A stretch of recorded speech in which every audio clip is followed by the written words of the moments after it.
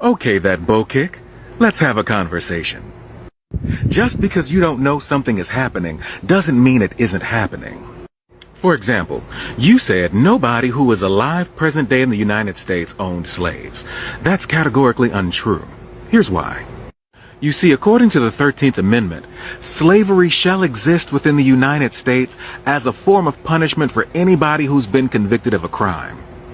That means the owner or owners of private prisons are slave owners. Now, to your second point, nobody who is alive present day in the United States segregates public places. Once again, that statement is categorically untrue. Here's why. Here we have a rich white subdivision in the city of Baton Rouge that wants to separate itself and become its own city because it's tired of sharing its wealth with the poor blacks across town. They say that creating the city of St. George has absolutely nothing to do with race. They just want to create their own schools and communities and effectively resegregate the city. Keep in mind, this is Louisiana. We left America to help create another country called the Confederate, whose foundation was based on the belief that black people should be enslaved to white people forever.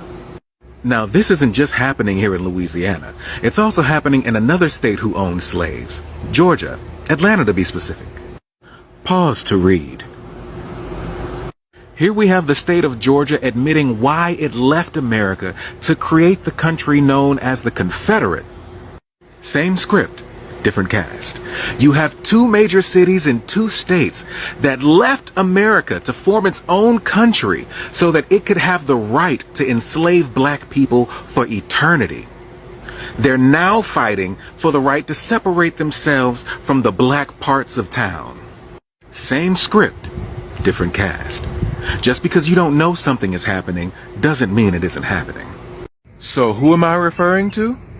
Let's start with this white South Carolina man who enslaved a mentally ill black man. Or this woman who enslaved her housekeeper. How about Centoya Brown, who was sold into sex slavery at 16 years old? Or how about this Arlington, Texas couple who enslaved a Nigerian woman for more than 8 years? Or how about this couple who enslaved an African woman for more than 16 years? Or how about this transgender woman who was enslaved right here in Louisiana? This couple enslaved a Nigerian woman in Houston in 2016. Let's cross the pond over to America's Mother's House and you see the same thing happening there. And for the African slave trade, the one that you're more familiar with, it's still happening in Libya. It's not something that happened hundreds of years ago. No. This is still happening in 2021. Hell, just 3 months ago, actress Allison Mack was arrested for sex slavery. There were women in Jacksonville, Florida who were enslaved for sex. Even the heir to Seagram's Liquor was sentenced to prison behind sex slavery. This man enslaved a woman for over 5 years, man. This man bought and sold a 19-year-old for sex. He bought and sold a person for sex. They're even buying, selling, and enslaving people in Australia. Same script, different cast. Just because you don't know something is happening doesn't mean it isn't happening. Now, I like this comment. I like that a lot. What an odd blessing it is to be completely ignorant of what's actually happening in the world. I like that, especially for those who have no sense of time.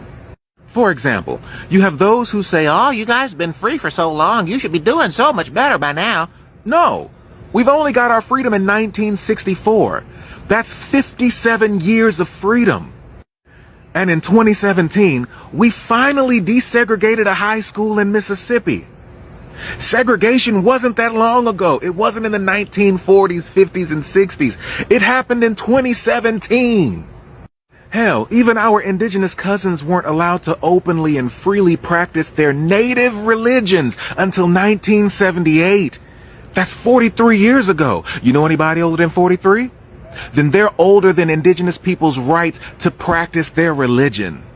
The widow of a Civil War veteran died the same year Barack Obama was elected to the presidency.